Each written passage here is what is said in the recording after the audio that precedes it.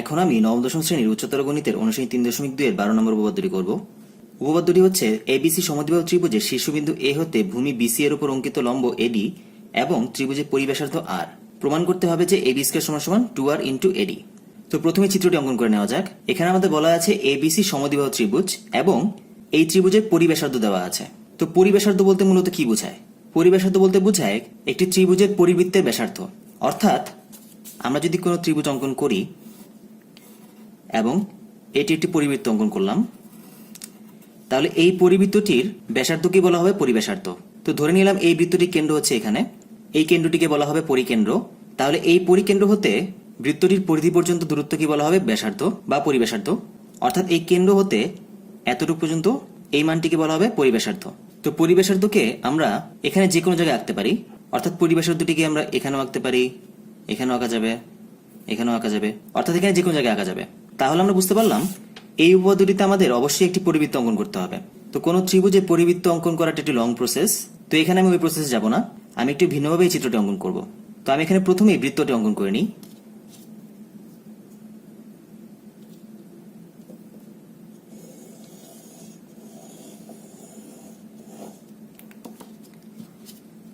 তো এই বৃত্তটি হবে আমরা যে সমদ্বিবাহু ত্রিভুজটি অঙ্কন করব সেই ত্রিভুজের পরিবৃত্ত। এখন এই পরিবৃত্তের মধ্যে সমদ্বিবাহু ত্রিভুজটি অঙ্কন করা যাক। এখানে আমাদের বলা আছে ত্রিভুজটি হবে একটি সমদ্বিবাহু ত্রিভুজ, তার মানে ত্রিভুজটি দুটি বাহু পরস্পর সমান হবে। তো এখন ত্রিভুজটি অঙ্কন করি।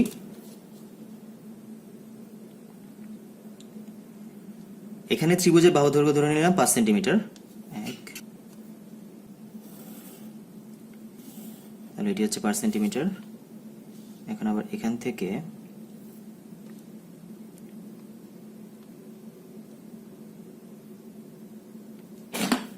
এই পর্যন্ত 5 সেন্টিমিটার। তাহলে এই দুটি বাহু পরস্পর 5 সেন্টিমিটার। এখন নিচে এই দুটি বিন্দু যোগ করে দিই।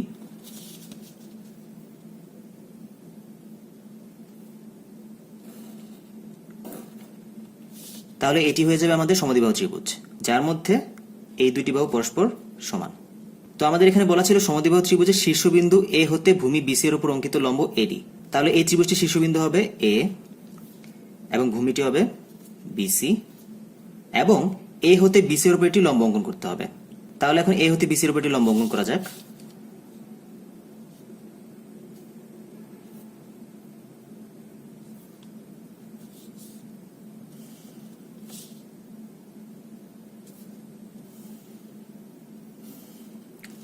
তো এ হতে বিসি এর উপর লম্ব এডি অঙ্কন করলাম। এখন এই ত্রিভুজের সাপেক্ষে প্রমাণ করতে হবে যে এবি স্কয়ার সমান 2r ইন্টু এডি। তো এই উপপাদ্যটি প্রমাণ করার জন্য আমাদের আরো এক্সট্রা কিছু অঙ্কন করে নিতে হবে। সেটি হচ্ছে আমাদের এডিকে বর্ধিত করে এই পর্যন্ত অঙ্কন করি।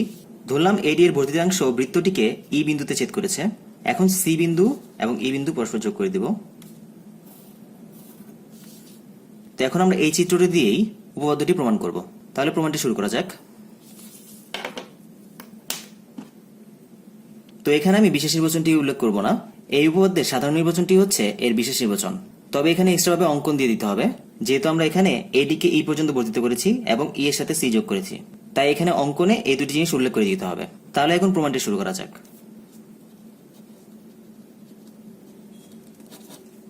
এখানে প্রথমে একটা জিনিস লক্ষ্য করি, এখানে আমাদের ত্রিভুজের পরিব্যাসার্ধের মান দেওয়া ছিল আর। তো আমরা যদি পরিব্যাসার্ধ নিয়ে কাজ করতে চাই তাহলে আমাদের অবশ্যই এই বৃত্তটির কেন্দ্র জানা প্রয়োজন হবে, কিন্তু আমরা এখন পর্যন্ত এই বৃত্তের কেন্দ্র জানি না। এখন এখানে কেন্দ্রটি কোথায় আছে প্রথমে সেটি ফাইন্ড আউট করে নিতে হবে। তো এর কেন্দ্রটি ফাইন্ড আউট করার জন্য আমাদের দুটি কাজ করতে হবে। প্রথম কাজটি হচ্ছে, যেহেতু এ বি সি একটি সমদ্বিবাহু ত্রিভুজ এবং এর শীর্ষবিন্দু হতে বিপরীত বাহুর উপর লম্ব অঙ্কন করা হয়েছে, তাই আমরা সমদ্বিবাহু ত্রিভুজের ক্ষেত্রে বলতে পারি এই লম্বটি ভূমিকে সমান দুটি ভাগে ভাগ করবে। তাহলে এখানে লেখা যাবে, যেহেতু ত্রিভুজ এ বি সি সমদ্বিবাহু এবং এডি লম্ব বিসি, সুতরাং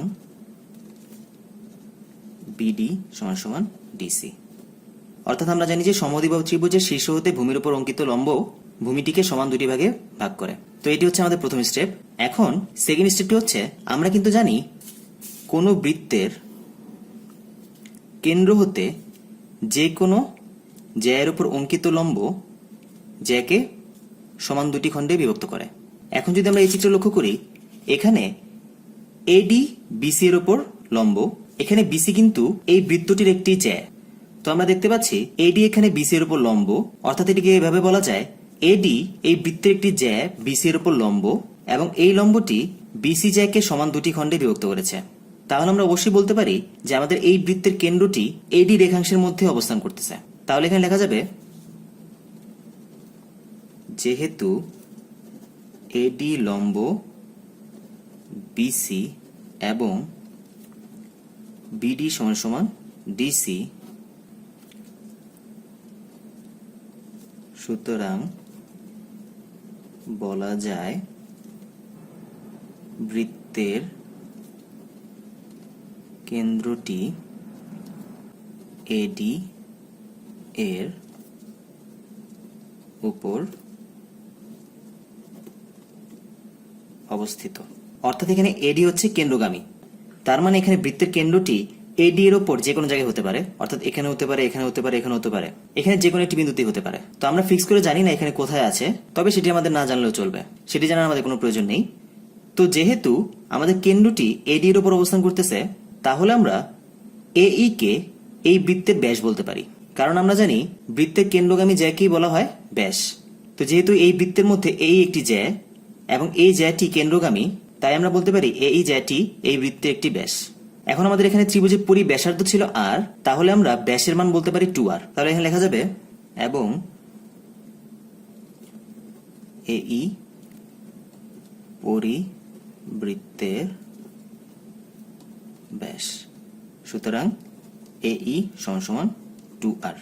এখন এখানে যেহেতু এই একটি ব্যাস, তাহলে আমরা এই এর এই পাশের অংশটিকে বলতে পারবো একটি অর্ধবৃত্ত, আবার এই পাশের অংশটিকে বলতে পারবো একটি অর্ধবৃত্ত।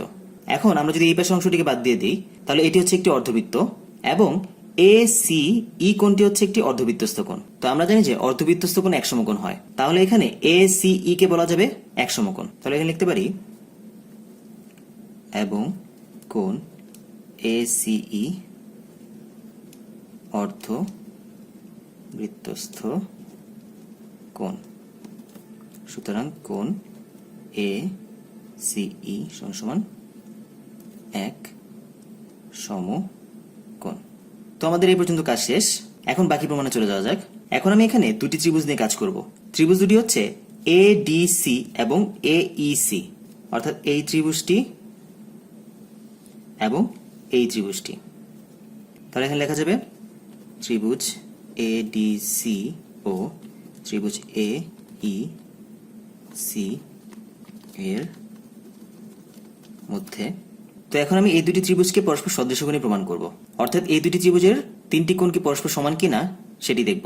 তো প্রথমে এখানে লক্ষ্য করা যাক ত্রিভুজ এডিসি এর এডিসি কোণটি হচ্ছে এক সমকোণ, কারণ আমরা এই বিন্দু হতে বিসি এর উপর লম্ব অঙ্কন করেছিলাম এবং এখান থেকে আমরা জানি কোণ এসিই হচ্ছে এক সমকোণ, অর্থাৎ এই কোণটি হচ্ছে এক সমকোণ। তার আমরা এখানে প্রথমে লিখতে পারি কোণ এডিসি সমান সমান কোণ এসিই, কোণ এডিসি সমান সমান কোণ এসিই,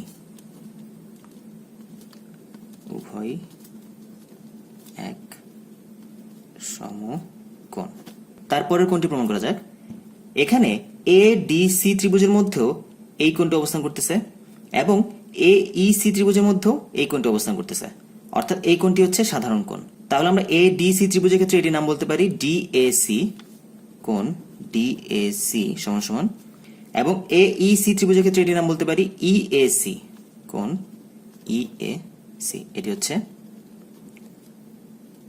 সাধারণ কোণ। এখন আমাদের দুটি কোণ যেহেতু মিলে গেছে, তার মানে তৃতীয় কোণটি অবশ্যই মিলবে। এখন তৃতীয় কোণটি বের করার জন্য আমি একটি প্রসেস অ্যাপ্লাই করব, সেটি হচ্ছে এখানে এডিসি ত্রিভুজের মধ্যে ডি কোণের কাজ হয়ে গেছে এবং এ কোণের কাজ হয়ে গেছে, বাকি আছে সি কোণ। তাহলে সি কে মাঝখানে রেখে দুই পাশে বাকি দুটি বিন্দু বসিয়ে দিলাম। এখানেও সেম কাজ করা যায়, এখানে সি কোণের কাজ হয়ে গেছে এবং এ কোণের কাজ হয়ে গেছে, বাকি আছে ই কোণ। তাহলে ই কে মাঝখানে রেখে বাকি দুই পাশে দুটি বিন্দু বসিয়ে দিলাম। তাহলে এই কোণটি হচ্ছে অবশিষ্ট কোণ।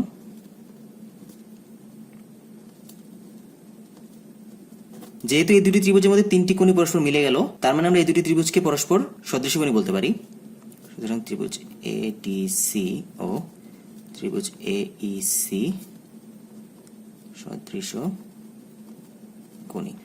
এখন আমরা জানি যে দুটি ত্রিভুজ যদি পরস্পর সদৃশ্যকোণী হয়ে যায় তাহলে তাদের অনুরূপ বাহুগুলোর অনুপাত পরস্পর সমান হয়। তো এখন আমাদের এই দুটি ত্রিভুজের অনুরূপ বাহুগুলোর অনুপাত বের করতে হবে। তো অনুরূপ বাহুগুলোর অনুপাত বের করার জন্য আমি একটি প্রসেস অ্যাপ্লাই করব। সেটি হচ্ছে এখানে কোণগুলো হতে মাঝখানের বিন্দুটি কেটে দিব। তাহলে এখান থেকে পাচ্ছি এসি এবং এখান থেকে পাচ্ছি এই। তাহলে অনুপাতটিকে বলা যাবে এসি বাই এই সমান সমান এখান থেকে পাচ্ছি ডিসি এবং ইসি, ডিসি বাই ইসি সমান সমান এডি এসি, এডি বাই এসি। তো এটি হচ্ছে আমাদের অনুরূপ বাহুগুলোর অনুপাত। এখন আমরা এখানে তিনটি অনুপাত নিয়ে কাজ করব না, আমাদের মূলত দুটি অনুপাত নিয়ে কাজ করতে হবে।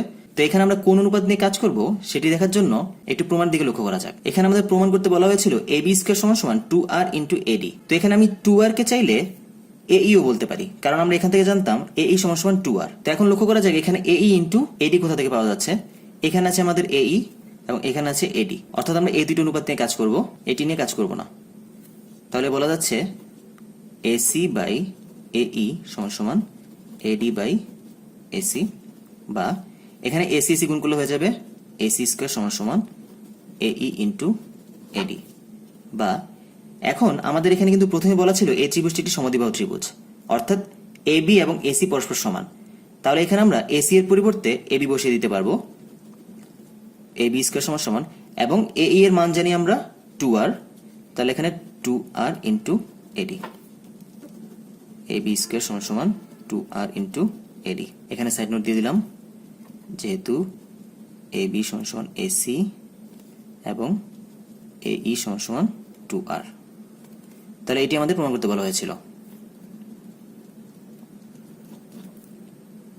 ধন্যবাদ সবাইকে।